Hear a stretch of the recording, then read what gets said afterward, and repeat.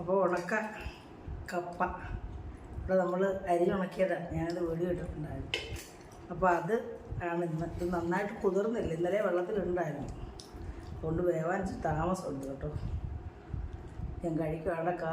കാരിലിടല, മുള്ളൻകാരിൽ, അതിങ്ങനെ വെച്ചാലേ കൊള്ളാവുള്ളൂ. കണ്ടില്ലേ, മുള്ളൻകാരിൽ ഇരുമ്പപ്പുളി ഇട്ട് കറി വെച്ചതാണ്.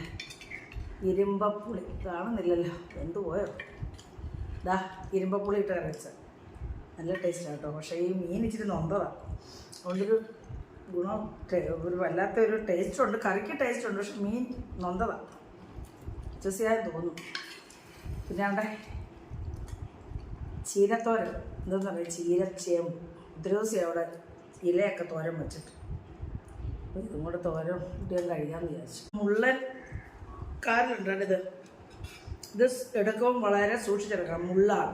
കുഞ്ഞുങ്ങളൊക്കെ കൊടുക്കാൻ വേണ്ടി ഇതേ രീതിയിൽ സൂക്ഷിച്ചെടുക്കുന്നുണ്ട്, ഇതേ രീതിയിൽ ഇങ്ങനെ നടത്തിയെടുക്കണം. നമ്മളിത് പീര പറ്റിച്ചാലേ മുള്ളായിരിക്കും കിട്ടും, നമുക്ക് വളരെ അപകടമായിരുന്നു. നമ്മൾ ഇതേ രീതിയിൽ ഇങ്ങനെ വേണം അടർത്തി വെച്ച് തിന്നാം.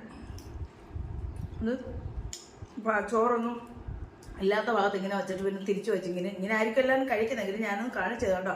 ഇതിൻ്റെ സൈഡൊക്കെ മുള്ളുണ്ട്. അപ്പോൾ ഇത് ഭയങ്കര അപകടമായിട്ടുള്ള മീനായത്, കുഞ്ഞുങ്ങളുടെയൊക്കെ തൊണ്ടയ്ക്കൊക്കെ മുള്ള് കയറാൻ സാധ്യതയുണ്ട് കേട്ടോ. മുതിർന്നവർക്കൊക്കെ കഴിക്കാൻ നല്ല. അപ്പോൾ